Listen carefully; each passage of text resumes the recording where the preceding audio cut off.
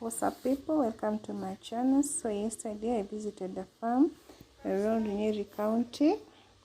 Location is Udaya, that is Nyeri South. So I visited two different farms. I hope you're going to enjoy. So one had a big boar, and also the boar had served one sow which gave birth to many piglets, around 16, I guess it's 16, 10 to 16, I guess, and it's a large white. So I'm going to learn more as we continue.